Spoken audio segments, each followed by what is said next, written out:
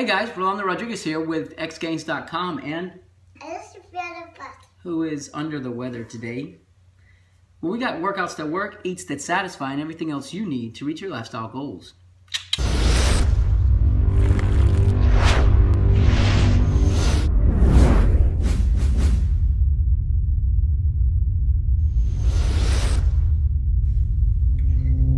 So I want to make a video today concerning the 9-week results of following the low-carb, high-fat, ketogenic diet eating approach. Overall, the weight loss, and you're going to see here an image in 3, 2, 1, was from like 185, 186 down to 171. That's where I'm at right now. So it has been a 15-pound weight loss overall.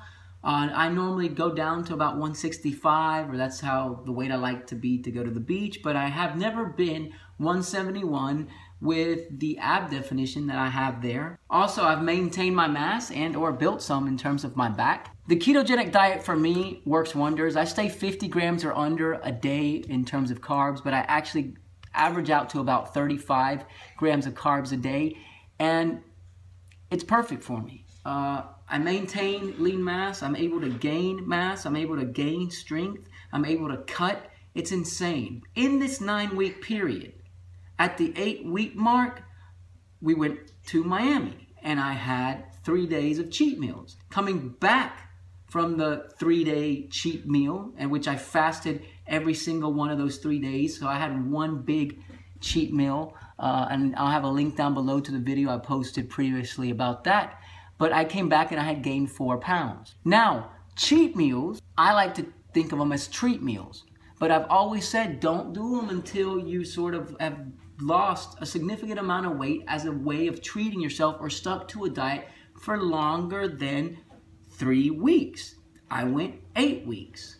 I felt great after the first cheat meal. I felt a little worse after the second. By the 3rd cheat meal, I was ready to hop back on the low-carb, high-fat eating approach. And the thing is, I'm eating about 2,000 calories on average a day. Sometimes I eat 1,500 calories, sometimes I eat 2,500 calories, but it averages out for the week to about 2,000. So it's not a drastic cut at all, and I was able to get these results. Yeah, it was 9 weeks, but I had the time this year to do that. I'm still 2 weeks out from the Disney trip where I plan to gain a little bit more than 4 pounds because I go to Disney once a year and I'm going to eat the cronuts.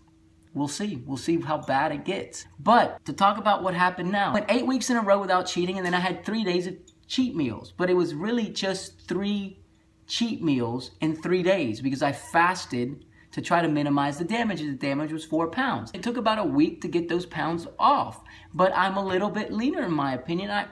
I look better visually in the mirror than when I did before I took off to Miami, and it could be just today, the day I took the picture, I ended up looking better. Tomorrow I might look worse. The low-carb, high-fat eating approach with intermittent fasting, as you guys know, as I preach on this channel, is a magic bullet practically for me, as long as you can stick to it. I love the diet. I don't feel hungry. I don't feel like I miss stuff.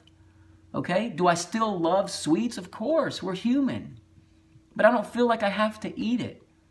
And when you follow a diet like a low-carb, high-fat eating approach, what you're going to end up realizing is when you go back to eating the foods that you have eliminated from your menu for an X amount of time, specifically if you go for about 4 weeks, you're going to realize which foods make you feel bad and which foods make you feel like crap. A lot of people have an aversion to milk, and they tell you to stay away from milk. Milk doesn't make me feel bad at all. Every time I go back to drinking milk, I feel amazing.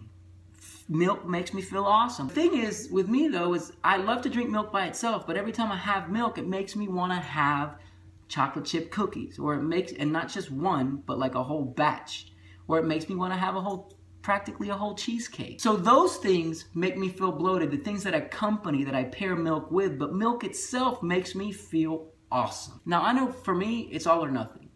And there's an issue that a lot of people probably don't have. And that has allowed me probably to stick to intermittent fasting for the last 5 years. But I'll tell you what, intermittent fasting paired with the ketogenic diet approach, I think is the best way to go. And here's the results from this year. 9 weeks, averaging 2,000 calories a day. I get 60 to 70% of my calories from fat, about 5 to 10% of my calories from carbs, and the rest from protein. So if you've never tried the intermittent fasting paired with ketogenic diet, low carb, high fat approach, I would suggest that you do it. These results aren't typical for everybody, you know, depending on how much you work out, depending on how well you can stick to the diet, depending on how much you have to lose. There's a bunch of different variables that you're going to have to adjust for you.